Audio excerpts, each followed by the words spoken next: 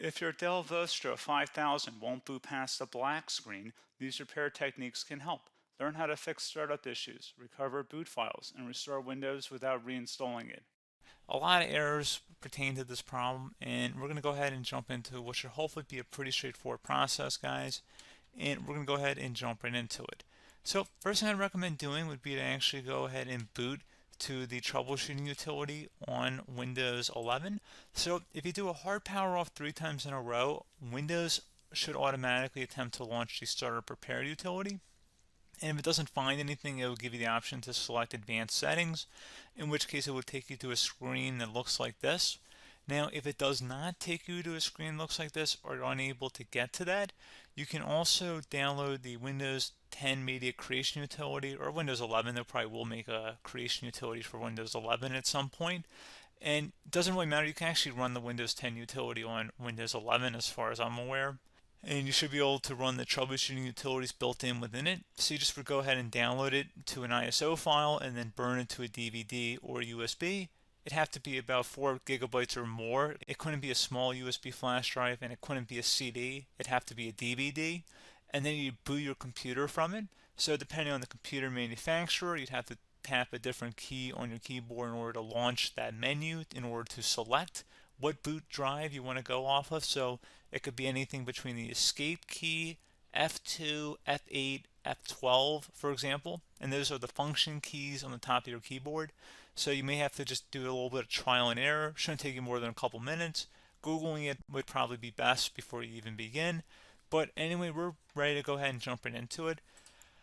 So we're on the choose an option page. So these will look very similar whether you're booting from it directly within Windows itself, or if you're plugged in a USB flash drive with the media creation utility installed and you selected the recovery option.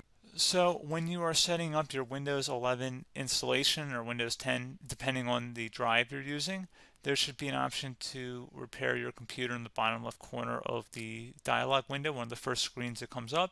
You go ahead and select that, and then it would take you to a troubleshooting screen like you see here. And you want to go ahead and select troubleshoot, reset your PC, or see advanced options. And then there are going to be a whole bunch of options in here that we're going to explore in today's video. The first one, we're going to actually go underneath advanced options, and then select startup repair, fix problems that keep Windows from loading. So go ahead and select that first.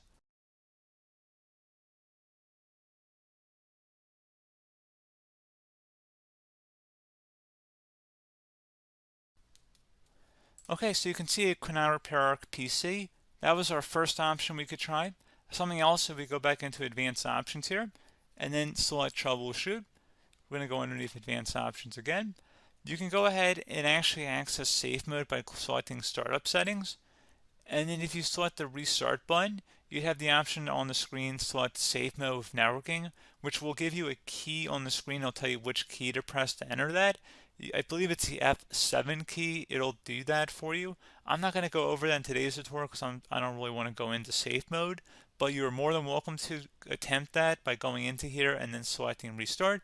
Again, it'll launch another screen. It'll say what key do you want to press, and it'll give you like 7 or 8 different options, and you want to select safe mode with networking. There's also an option for a command prompt too, but that's going to be something we're going to cover later in this video, and we don't even have to go through that in order to access it. So that's why I'm not going to really push for that, because unless you know exactly what's causing the problem, you probably don't need to go into safe mode. Unless you're trying to recover files, in which case then you definitely can go into safe mode, but we're trying to actually recover our computer here. So I hope that makes sense. Something else we can also try here as well would be to uninstall updates, remove recently installed quality or feature updates from Windows. So if you go ahead and select that, you can uninstall the latest quality updates, which generally is the more day-to-day updates. Feature updates are the less regularly released ones, like the big ones. I would equate it to service packs in like Windows 7 and Windows Vista and Windows XP. So larger updates that occur once or twice a year at most. And the quality updates are more just a regular update. So probably obviously depend, it'll take longer if you're going to try and uninstall the latest feature update versus quality update, and maybe you don't need to go back that far. So just giving you guys a couple pointers with that. Something else you can also look at here, and we're going to jump into the command prompt in a little bit, but you can select system restore, which will use a restore point recorded on your PC to restore Windows. And this is something I would highly recommend here, guys. So select next. Assuming you have a restore point saved on your computer, you go ahead and select the most recently created one, and you'll select next, and then you'll select the drive. You shouldn't actually have to select the drive. You can scan for affected programs, but we're going to keep it all default here, and then we're going to select finish. So once started, system restore cannot be interrupted. Do you want to continue? I think we're going to select yes. I don't think we have anything better to do on our computer right now, so just give it a moment here to initialize. It will take a couple minutes to run, obviously depending on how large your hard drive is and how much is saved on the system restore point. So just give it a couple minutes here.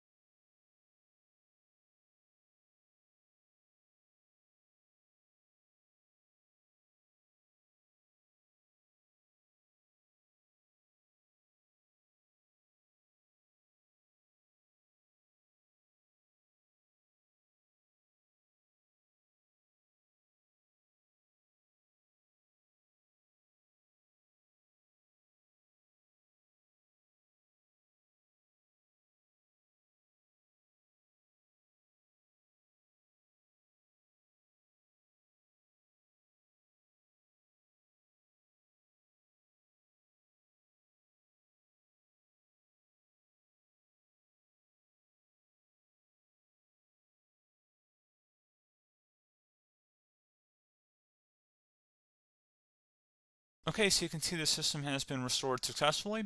We're going to go over a couple different methods in addition to that if that did not work. So I'm just going to pause the video and we're going to start back on the recovery screen that we started with. Okay, so a couple other things we can try here too. If you go back into troubleshoot, you can select reset your PC, while you choose to keep or remove your personal files and then reinstalls Windows. You can select to keep my files, which will remove apps and settings but keeps your personal files. You can also select remove everything, which will remove all of your personal files, apps, and settings. So this is more of a factory reset, the second option here. First option, it should not delete all of your personal files. However, it will pretty much clear most of your programs. And keep in mind, there's no guarantee that your information, number one, is even still available and easily recoverable on your computer to the point that you actually would be able to recover anything. And the second point is that there's always a chance that it won't actually recover and it will just do a factory reset anyway. So there's no guarantee that actually would keep your files anyway. So I would recommend trying to get a recovery tool and backing that up first before selecting it anyway. But again, those are a couple different options. And then something else you can try here if you go back to the choose an option. Another option, if you go underneath choose an option and select troubleshoot, advanced options, and now select where it says command prompt. Okay, so the first thing we should do is type our main hard drive here. In most cases, it should be the C drive. So you just do a C colon and then hit enter on your keyboard. So once you're underneath the C drive, we're going to type in dir and then hit enter on your keyboard. It should have program files, users, and Windows all in there. That's how you know you're in the right directory.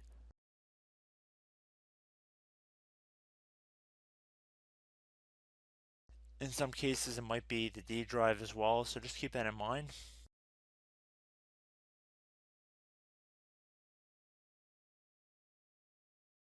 Next thing we're going to do is type in cd space / Windows / system 32 / config, and then you're going to hit enter on your keyboard.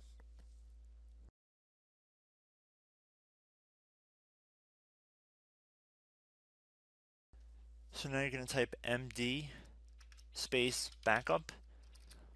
If you've seen other tutorials, it might also say to put down md backup. That's because the backup name is pretty common when you want to back something up. So you can name this whatever you want, doesn't have to be backup. So if you've already made a backup folder in the past, you could do backup 1, for example.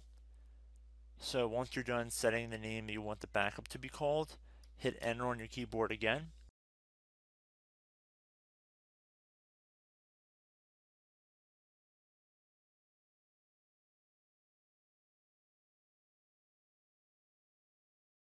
At this point you want to type copy, C-O-P-Y, space, then you want to do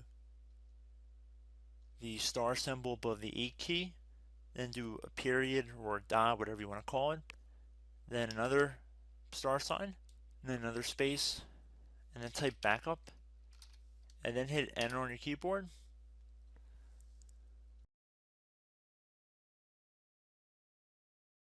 Now you want to type CD reg back, R-E-G-B-A-C-K,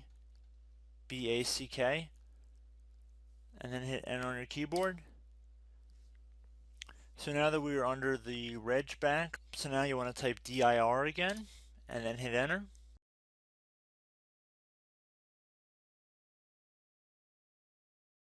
So now at this point we're going to type copy again. So copy, space, star sign,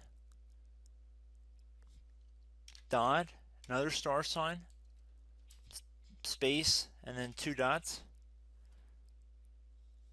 So we're going to type copy, space, star sign, dot, sign,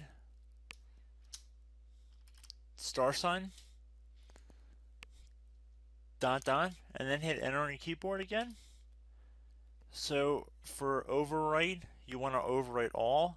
So type A on your keyboard, so capital A, and then hit enter on your keyboard.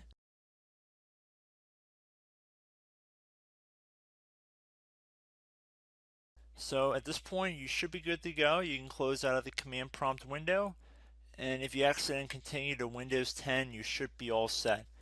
So I hope one of these 3 or 4 different methods we went through in this tutorial helped you guys out. Again, I'm not sure if you guys heard me earlier, but try to go back into your safe mode if possible and uninstall any programs you know might be conflicting with the Windows startup if you can get into safe mode. So just keep that in mind. Something very simple like that could be blocking up everything. So again, I hope this tutorial helped you guys out, and I will catch you in the next tutorial. Goodbye.